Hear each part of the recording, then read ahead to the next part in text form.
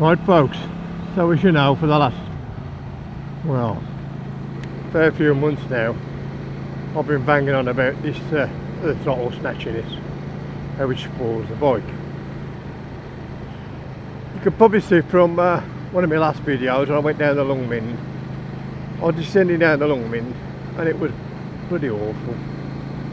Snatching, jerking. So when I got home I thought, when I bought this bike, I traded it for a GS1250, which was smooth as butter. Now, I know it ain't never going to be a GS1250. I fully accept that. It's half the price, but I tell you what, it's a hell of a bike. The only issue is the throttle. Now, I thought by now that I brought out some updates. I know we had the one for the dashboard, which was fair enough. But I'd have thought that they'd done something else.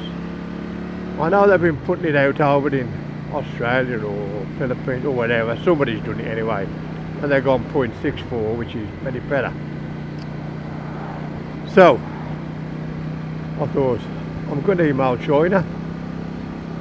So I duly emailed China, IT at Safe Moto. 2 weeks later I got a reply saying we've got your case and we've sent it to Safe Moto Europe or UK Europe, and a guy named Louis who contacted me and said we need your VIN number and your address, because when I'd sent my VIN number off originally I'd missed a letter out of it like a pillock. So I sent it all off to him. He got the situation, what I said, and left it at that.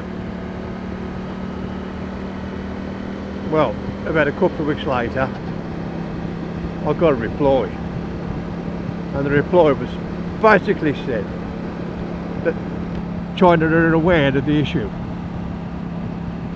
and they are trying to homologate a map update to suit the UK. It's obviously because of our emission control laws are so strict compared to other parts of the world, obviously. So this global climate and all this crap, we might be adhering it to it, but a lot of other countries ain't, especially in the Far East. That's my opinion, just my opinion. So it basically said that they were looking into it, but there was no time scale for them to have sorted it out, or going to sort it out. And obviously they also stated that it was decided it'll be designed for the exact same bike. In other words, no AEM, standard exhaust, standard pipes, no decats, no nothing like that. Everything that is there to ensure a warranty of the bike, which is fair comment, I suppose. You know what you think about it. It's a fair comment. If they're going to do it, they're going to put it out for the bike because it rolled off the production line, not whatever mods we may have put on it. So I thought, well, fair enough, at least they've answered me, which was a good thing, because after about 10 days I thought, well, I'm never going to hear it again, am I? So that was it. So I thought, okay, we'll have to wait. I went out and did a ride, as I say, down at the Long Min, and the jerkiness was bad. A lot of it, I think, was because I've been playing and tatting and doing stuff, and so I got into research, and I really researched a lot. And what I come up with is that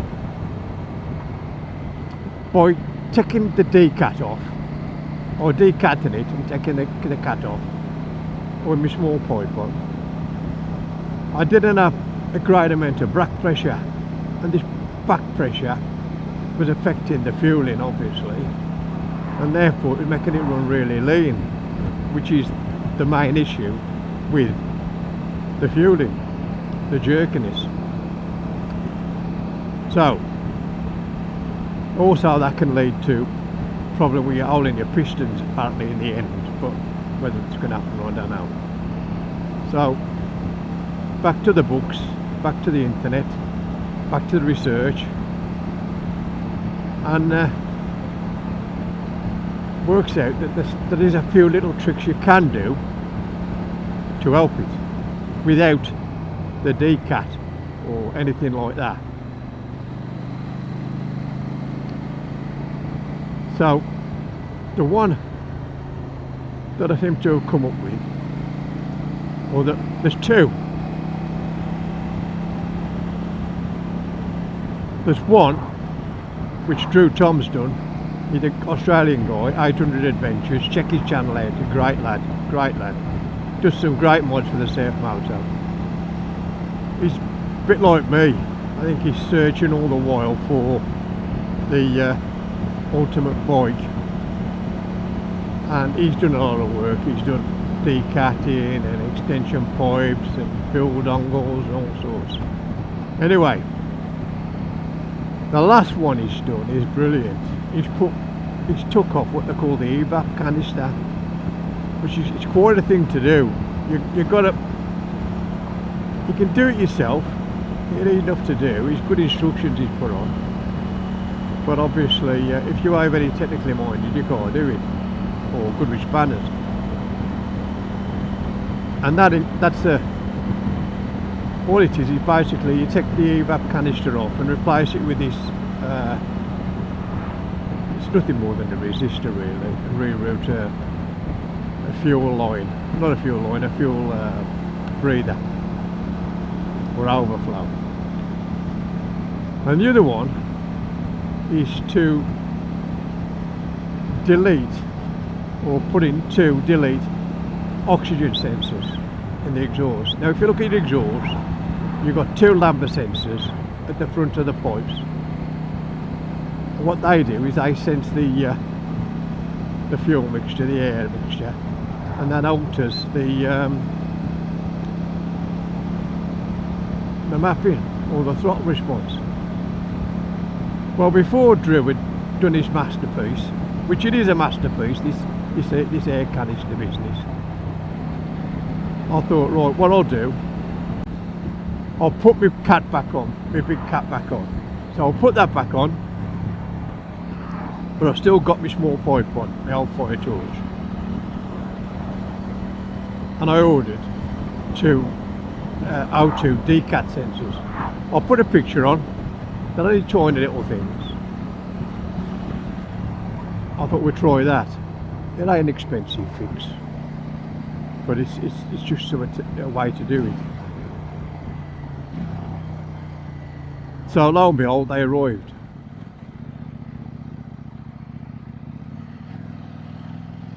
They arrived on the Saturday, which was yesterday. And I put them on. I don't make a video of it because basically all you've got to do,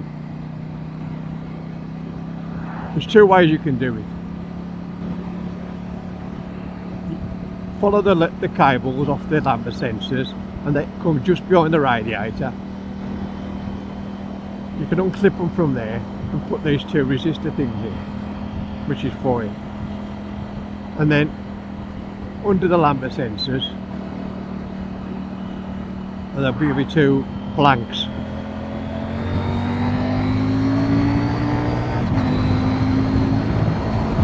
Two blanks then to put in your exhaust. Well, I ain't done that. Basically what I've done is left them. So I've left the lambda sensors in the exhaust pipes. And obviously sealed them up, tied them up out the way, and put these two new O2 delete sensors in. So this is my first ride with them in. Now, does it make a difference? I've only just come out really, so it's quite hard at the minute to say. But it does appear to. Not, it don't cure the throttling full stop. You've still got the odd little bit. But looking at the tacho, at the revs where I used to have the issue, it doesn't seem to. I believe the downside is your fuel consumption drops. But at the end of the day, if you ride a motorbike, are you worried about fuel consumption? Because I know I am.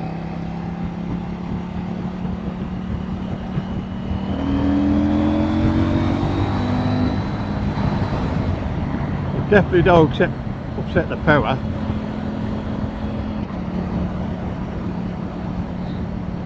So that's the story, folks, at the minute. So we're out on a little ride, nice and early. The roads ain't very clever, to be honest. It's a bit chilly. Got the old heated seat on, heated grips on, toasty. But I think they've made a little bit of a difference. I won't say they ain't good it, but they've helped. So I'm in sport mode, and right where it just started to be a bit jerky now, it seems to be a little bit better. Not 100%, but a little bit better. So we're going to go out and have a little bit of a ride. So that's the story. Short video, but hopefully a bit informative. Also, I'll put a link in the descriptions below for the lambda sensors. 70 quid it costs, which is a lot of money I suppose, for 2 little resistors, but needs a must. So until the next time, it's Low Wolf saying bye for now. Don't forget, tick like, subscribe. The old channel's going well at the minute, I'm quite happy. Can't get no bikes to try, can't get nothing to demo, any other stuff that I buy. As I say, I've done the bike washing and all that, but we'll keep going, we'll keep seeing what we can do. So until the next time, it's Low Wolf saying bye for now, and don't forget, just be careful out there. Low Wolf, bye for now.